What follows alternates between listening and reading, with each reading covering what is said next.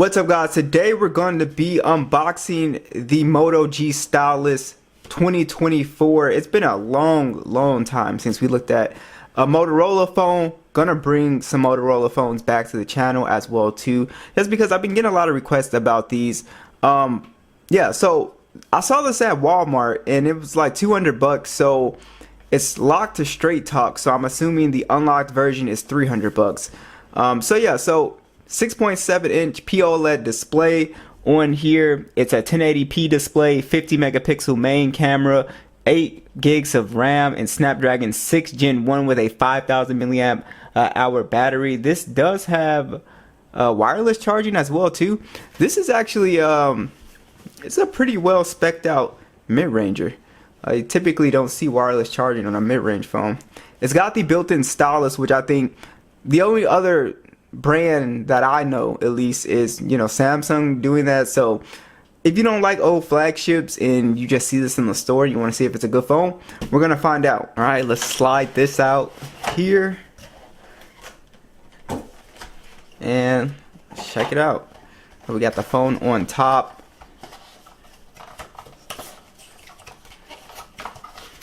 These boxes are always really tricky. Alright, here's the phone itself. It's got a, wow, it's got a soft texture to it, which I was not expecting. Almost like a kind of leathery feeling. And that feels really good. I'm really impressed by that. So is nah, this can't be metal. Yeah, this is a plastic frame, but it looks like metal. So let me go ahead and get that close up for y'all. Boom. Alright. Let's get this sticker off. Yo, the back on this thing is crazy. I actually really like this, how this feels. Alright, so of course we get a type C to type C, and that's pretty much it. Back in the day, Motorola used to like throw in cases and stuff, but unfortunately they've followed the trend of everyone else. Alright, so let's go ahead and check it out here. Still got some more plastic on it. This looks really good, and I'm really liking how the back feels as well. So it's not, you know, a premium phone. It's, you know, got a plastic back and plastic sides, but it looks premium and it feels great. Just the back is putting in so much work on it looking and feeling more premium than it actually is. So we got the we have a headphone jack here. Oh, that's crazy. We do have a headphone jack. Oh, that's awesome. Built in S Pen. Wow, this actually has a little bit of weight to it, because I remember, you know, messing with some of the older Moto G Stylus back in the day, and they were always kind of flimsy. This feels, this might be like metal. Feels like metal. I don't know. It might be, but that feels really solid, so that's a good sign. But let's go ahead and set this thing up. It is water repellent, so it's not IP68 anything. It is water repellent, so you drop this in the pool, then you're probably cooked. Alright, so let me go ahead and set this up. Alright, so let's go ahead and talk about the display here. So it's a pretty good panel here with pretty good bezels as well too. Very respectable bezels on here. And this panel is a 6.7 inch POLED display. It's 1200 nits for the peak brightness, and then you also do have 1080p 395 for the PPI on here. It's a very good screen considering the price point, considering that it's a mid-range phone. 120 Hertz, I have no issues with it. Now, there is nothing that says this has HDR10 plus on here or anything like that, so that's the only thing that I didn't see. But otherwise, this is a really top tier display. It's a completely flat display, of course. And yeah, I really like the display. I don't really have any issues with this display so far. So overall, really solid. I really like it. So holding the phone, it's a pretty comfortable phone as well too. So it's not too boxy or anything like that. So alright, so let's go ahead and talk about the performance on here. My first impressions of performance is that this phone is very smooth. It's really smooth. It's pretty much running a stock version of Android with a slightly, you know, a slight Motorola skin on it. It's not completely stock, but it has a very light skin on it, and it's still pretty smooth. So let's go ahead and talk about the CPU here. So the CPU here, we do have Geekbench loaded up here. This is the score that I got with Geekbench. So as you guys can see, this phone, it does have a Snapdragon 6 Gen 1. And then you also do have micro SD card support on this phone as well, which also is very impressive, having SD card support and a headphone jack. 128 gigs of internal storage and 8 gigs of RAM is on board with this phone here. And its score is pretty decently well. I guess it's somewhat on par with a Galaxy S21 FE, a Galaxy A54. Basically, that's the score it's kind of similar to.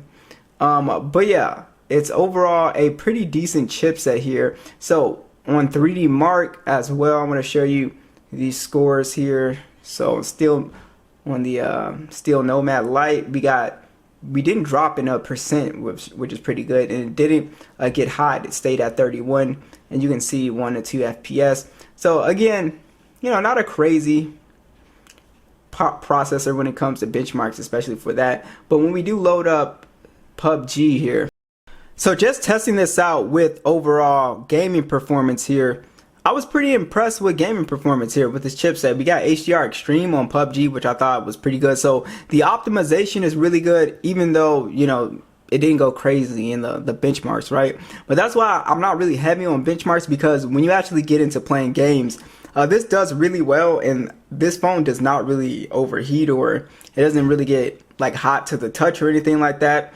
So overall, I'm pretty impressed with gaming performance here. Actually, you know, very surprised. So this is one of those mid-ranger phones that is really impressing me today. So I'm glad that you guys were dropping this down the list, because it's a very impressive phone for the most part. But yeah, I've been, you know, messing around with gaming and performance, and I can't get this thing to like really stutter or anything like that. And I'm not a hardcore gamer, but I think this is perfectly fine if you want to do a couple matches of PUBG. Now, are you going to get, you know, of course you're not going to get the best settings on here. I think it can only do, it can only do 60 frames. So an old flagship, you still would have that 90 frames option. But if you're not like, you know, super serious about gaming, then this is perfectly fine. I mean, it should be able to play Call of Duty, pretty much most games at pretty decent settings. So it's just not lagging. You could easily play games on here. All right, so let's talk about the star of this show, which is this S Pen, or not S Pen, I don't know what they call this, but the Stylus. So it works well. Motorola has some built-in things on here, like the Moto Notes, screenshot, freeform crop, which I really like, the GIF maker, stuff that you would expect, and also a handwriting calculator, which is really cool actually. So let's go ahead and test that out. 2 + 2 equal. Wow, that's pretty impressive. So this works. That's pretty cool actually.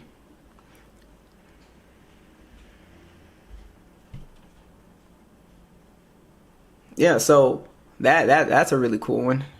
And then of course, how it feels in the hand, or how it feels writing on the screen, it feels pretty accurate. I'm not sure how like precise this is for digital artwork. I'm pretty sure you could do digital artwork. I feel like if you are into digital artwork, the Galaxy ones might be a little bit faster, because I could tell the difference between this and the Samsung one. And I'm not saying that this has low latency or anything like that, because it's very accurate, but I could tell the difference. It's just a very slight difference, but it's definitely there. But this is pretty accurate. I really like that it's a very high quality pen as well too. So overall, I'm really liking the pen so far. Up here as well, you do have a Moto Connect, which will act similar to like a kind of like a Samsung desktop support here. So stream videos, play games, make video calls, launch a mobile desktop for a PC-like experience. So it has a similar experience to Samsung desktop. We're gonna have to try that out in another video and connect this to my TV. All right, so let's talk about the cameras on this phone here. So you do have on here a pretty good camera setup here. So it is a 50 megapixel standard, and then you also have a 13 megapixel ultra wide. It can shoot in 4K 30 on the front and back, and then you also have 1080p up to 120 frames as well too on the rear camera as well. You can see it has a macro mode here, as well too. You also have a pro mode on here as well. Let's see what else we got. Night vision, ultra, dual. So these are all your modes that you get with this camera as well. So overall, pretty solid setup for the camera. Now when it comes to the overall photo quality, I thought the photos were pretty good. I really didn't have an issue with it. The color seemed pretty much on point. It was pretty good color as well. Pretty good dynamic range on here. Pretty good detail as well. Overall, I was pretty happy. The ultra wide was pretty consistent with the main lens. That's the kind of stuff I look for in mid-range phones, because sometimes the mid-range or the ultra wide can be a little bit off, but it was actually pretty accurate. Now I did find like the zoom shots, like zooming in, the color kind of got really weird and off a little bit. It just got too, it just looked really off, the colors. It wasn't natural at all. But detail is there. It does okay job in low light, not really all that impressive, but yeah, the cameras on here are solid. I was actually pretty impressed. Video on here is probably like the weakest thing about this phone. The video was just okay on here. Definitely, not super sharp or anything like that. It's not like the photos. If you 2 times or zoom in just a little bit, you just get a kind of a horrible picture. But yeah, overall image quality is pretty solid. All right, we got stereo speakers, max volume. Let's check them out.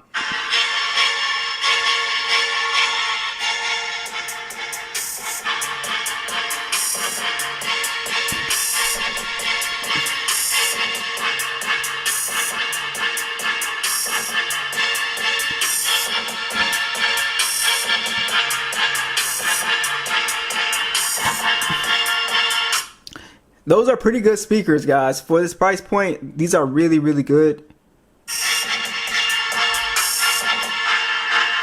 Yeah, the top speaker's doing a good job. Overall, I have no issues with these speakers. They sound way better than I actually thought they were going to sound.